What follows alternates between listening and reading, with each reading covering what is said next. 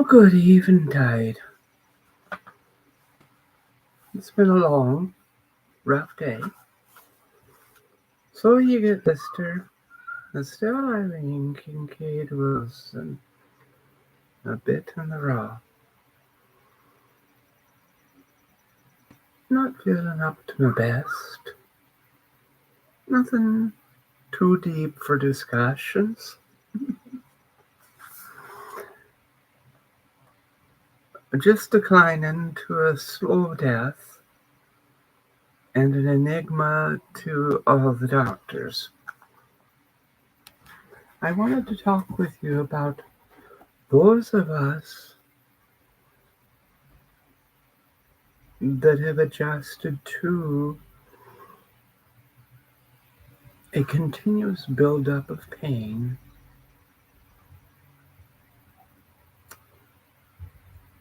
from head to toe and all the parts in between. Last month I had one of those lovely colonoscopies. The one where a person like myself that's disabled, you can't sleep at all because you're sitting on the throne all night cleaning yourself out. Went through 16 diapers because I couldn't always make it from the chair to the throne. And it was, let's say, an interesting experience with the doctors. Not pleasant. But it took a whole lot to put me into demi-sleep. First of all, I was born addicted to opium because my mother was taking opium, belladonna opium suppositories before and during her pregnancy with me. In the 1960s, they did not believe that drugs transferred from the mother to the fetus. So I am pain reliever resistant.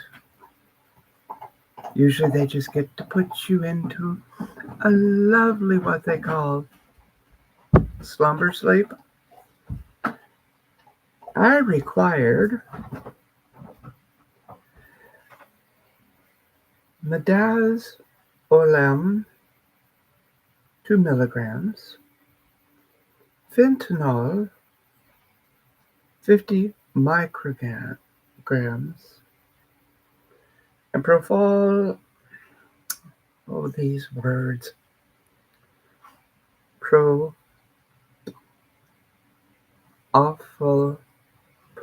that sounds right.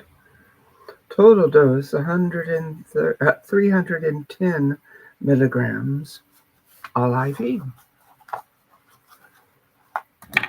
Well, I was out. The last one of these colonoscopies, 12 years ago, they totally missed my vein, and I was awake through the whole process. I tried to tell them, but they thought I was sleep talking. But it lasted a total of 11 minutes and 52 seconds. I think they left tire treads on the inside of my colon. It was nice waking up from that.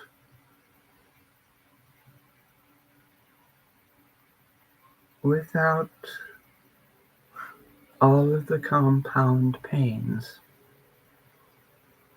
Many people like myself deal with pain levels way above what their little chart says.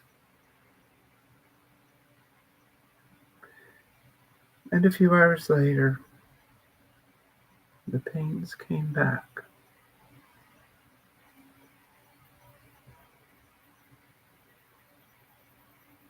I fake it pretty good, as it was during my first and the other videos that I was trying to redirect myself from the levels of pain descending.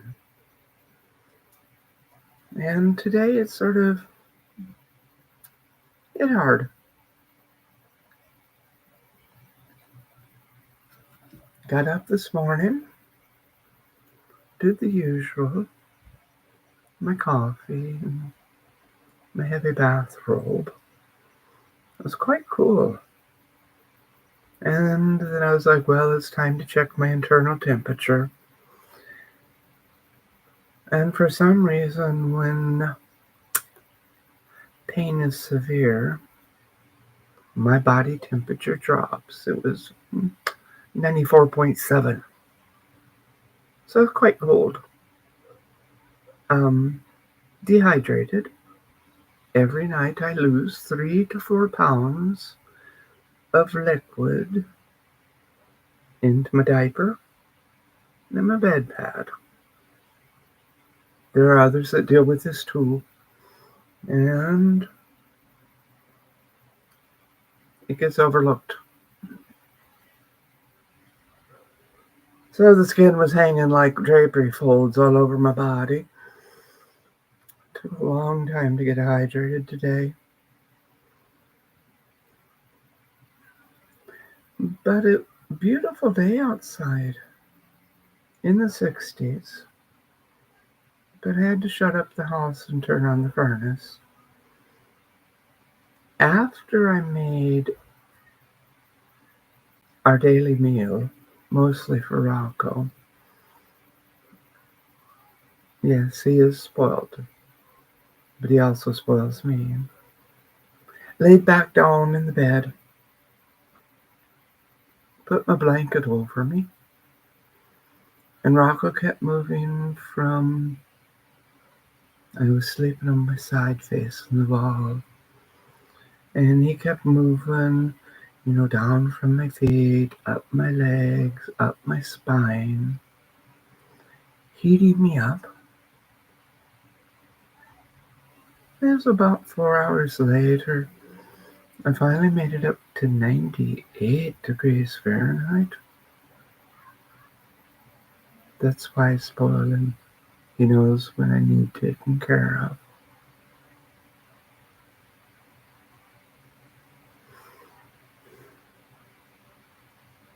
There are many of us out here that American society does not handle decline, disabilities, and people that need palliative care. Well, I'm not going to have any strangers coming in my house sorting through everything going, oh my God, how does she live like this? I exist like it because it's not how I like to live. Yeah, I'm messy. You could ask Angie back in Ireland. But it's good enough for Rocco and I to be able to have climate regulation by Mama's hand. Mama controls everything. Food, a place that we can have our noise box on that has pictures. I'm very selective as to what channels Rocco gets to watch. A place to sleep, a bathroom, and a sink in my kitchen that I do my bathing from a little plastic tub. Done that for years. When I had this house plumbed, it's plumbed for a shower. But as I declined, people disappeared. Wish I had won the lottery, because then my little cottage would look the way that I wished. But we get by. I cook what I call Baba Yaga. Baba Yaga is from all the lessons of grandmothers,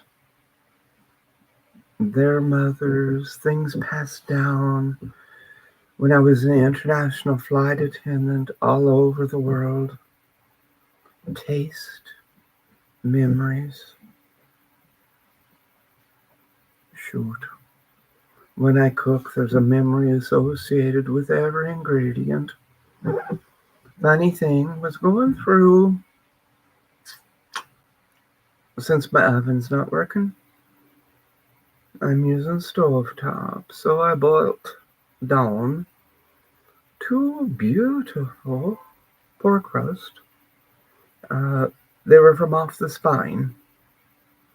So I boiled them in water, a splash of port, tablespoon of sea salt, and a tablespoon of sugar. And then the brown spices, the ones everyone thinks has to be sweet, but if you would study a little Marco Polo, those spices were brought back to flavor randy meat in Europe. Pheasants, after they hang too long, do get a bit of a taste to them. Well, yesterday I did get both of them done, cooled down, broken apart, packed into freezer bags, packed the bones to use for a nice boiled down soup. Let the pot cool and put it in the bottom of the fridge so it could, it's the first time I did it with pork, so that it could get into its layers. Well, there were only 2 layers. A very thin fat layer, and these were pieces of fatty meat, and a bit of gelatin, aspic. That comes from the cooking of the collagen, the connective tissues, the bones. This is why there are certain faiths that only use vegetable-based gelatins. I'm going to tell you a secret, kids. Jello gelatin is purified animal aspic.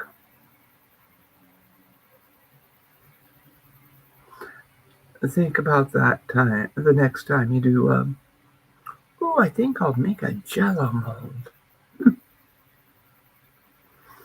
The swine aspic wasn't quite set up. So I got to thinking about the things I know from listening and learning.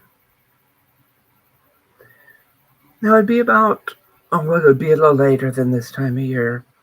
People would be wanting to finish off their hogs to fatten them up, which was good. That's why we lost a lot of pawpaw groves in Indiana. They could fatten up really good on the pawpaws, but they had a tendency to dig for the roots too.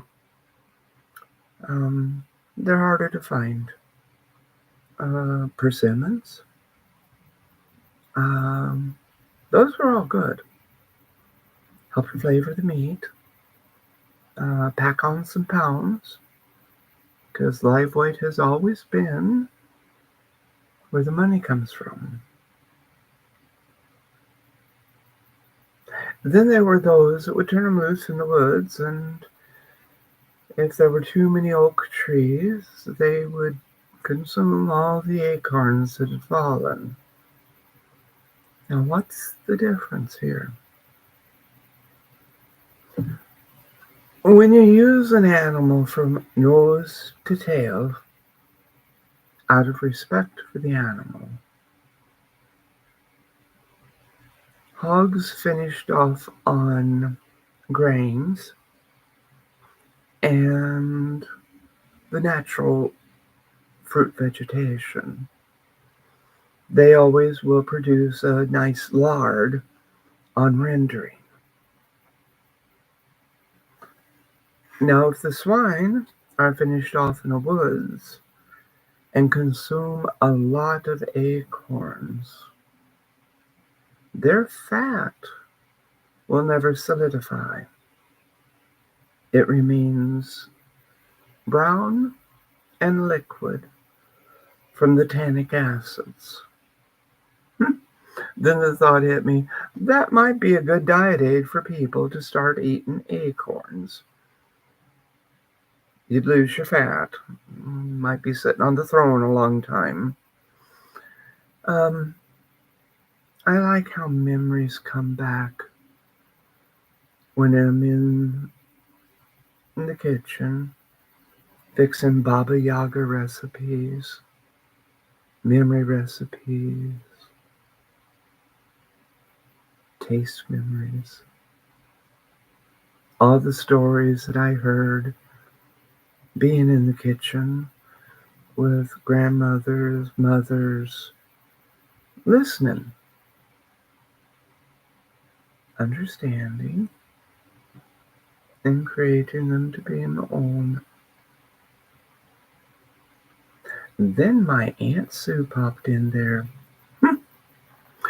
Now there's a woman with tons of chutzpah.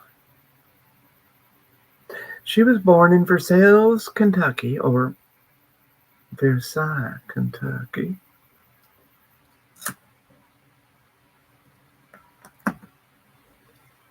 Mother, father, and 13 kids. Well, the father disappeared. So the local Catholic Church stepped in. The older kids could stay with Sue and run the farm. Or not with Sue's mother and run the farm. The younger ones were sorted out. Who was adoptable? Which of the boys would become priest? Which of the young girls would become nuns? Aunt Sue, Miriam, was chosen to go to the Good Shepherd Convent. Not much good about the nuns that ran the convent. I think it was age 12 she entered. Lordy, she told me stories about the nuns and Mother Superiors. She and I shared some similar treatments. Her at the convent and what I received at Little Rudy Carter Memorial Hospital. Well, Sue was not going to become a nun. So she climbed over the wall.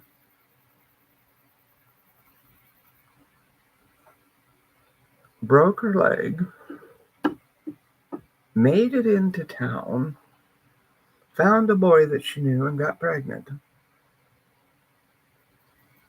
She's lucky they kicked her out of the convent instead of, at the time, their current solutions.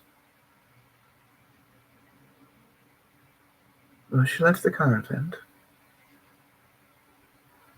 I think she married the boy. There's still some mystery blocks in there that I have to put together. I do have a complicated family. But I enjoyed spending time with Aunt Sue because, like my mother, Sue knew I was different. When she and I would be together alone at the Hilltop Ranch in Prospect that looked down over everybody. I think Sue sort of liked that. Would either be in the kitchen or sitting on the fire hearth, the stone in front of the fireplace. She was always ready to cook up a porterhouse, one for each of us, and showed me how to do eggs sunny side up, but pouring the grease over the top of them so the yolks would firm up. And some good toast with real butter. And we'd talk and we'd eat. And when Sue was just there, I could smoke in the kitchen. It was better. Whoops, I farted. Better when we were at the fireplace when it was cool enough to burn a fire. In that living room, it was a cool month. My Aunt Sue taught me how to crochet. I could still do it to this day and teach it. The simple thing of one metal needle with a hook. And my favorite yarn was Aunt Lydia's when it was 100% cotton. So we crochet and talk. And I was making one gigantic granny square. I didn't care for making a bunch of little ones and then crocheting them together, but I know how to. And then one day Sue asked me if I'd like to learn how to jitterbug. Not that 50s stuff. That was swing. But the 1940s jitterbug that Grandmother Wilson and Granddaddy Wilson danced. Granddaddy was known to wear holes in his shoes at a good dance.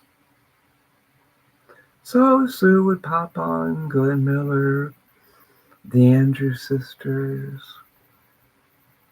and she taught me all the moves, much against my parents' wishes. They never found out. Then Sue and I would take a trip down to Youngs Creek. They had a farm that they had started out on, 300 acres.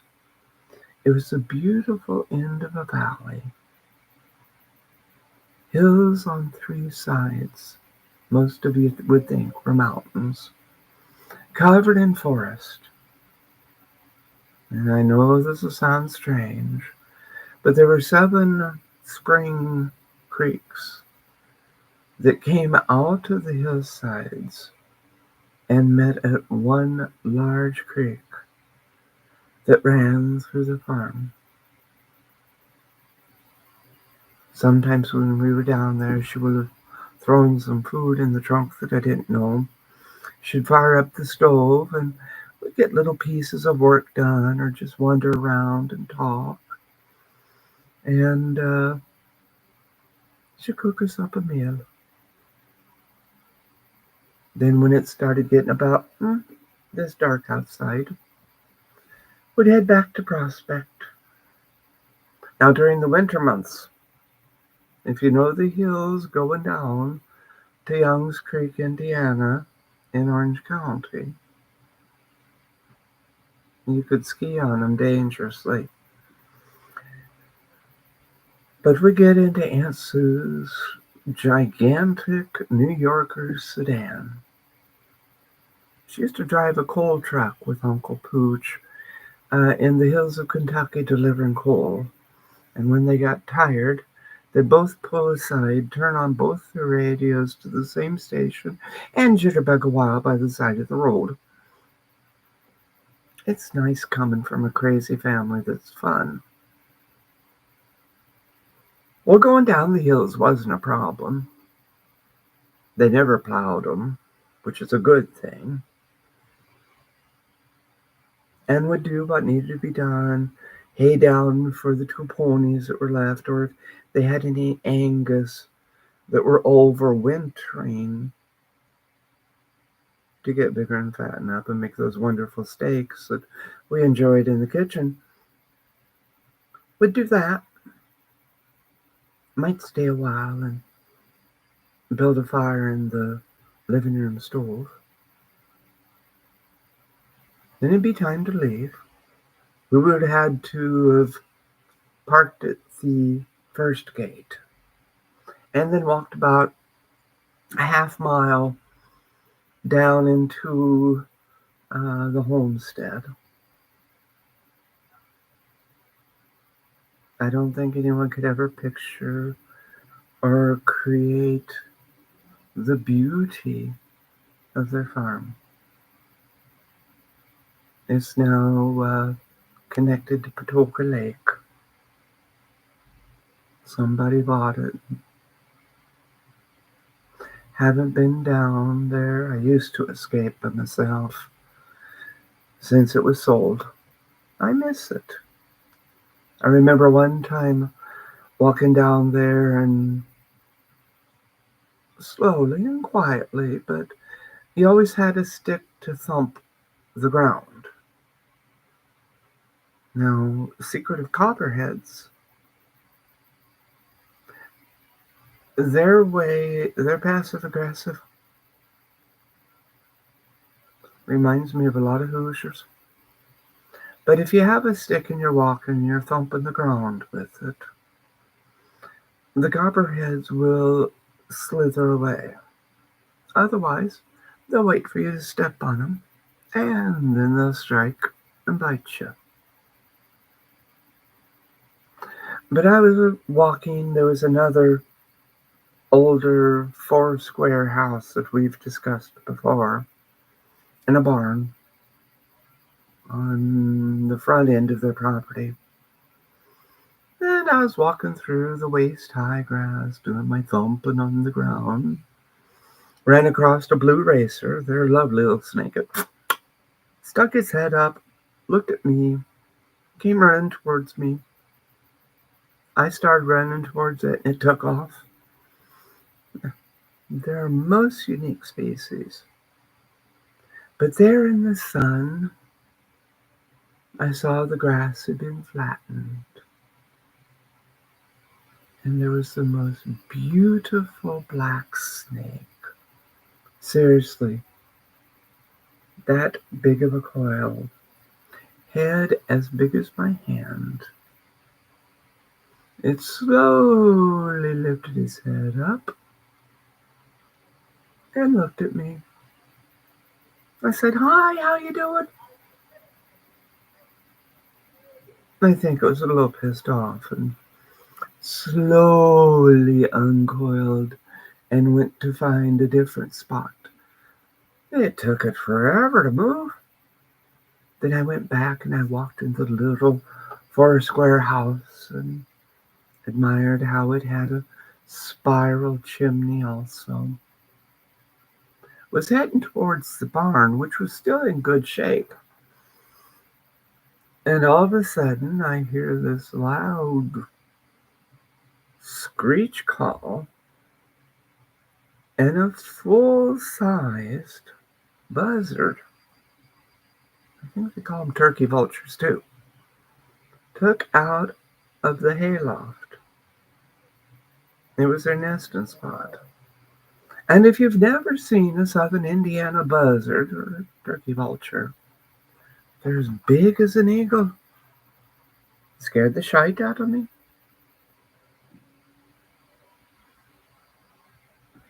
Those are pleasant memories that, in the worst of disappointments,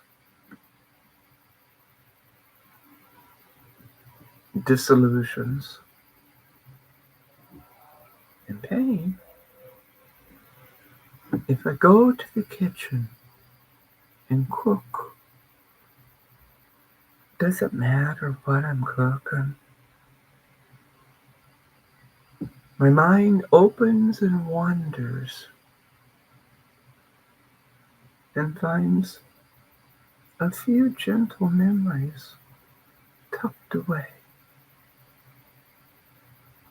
Now, why am I doing this channel?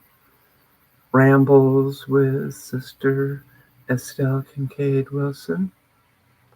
I'm unloading my mind, my memories, and I'm sharing.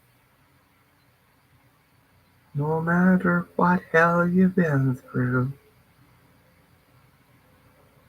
you can find something that could make you smile.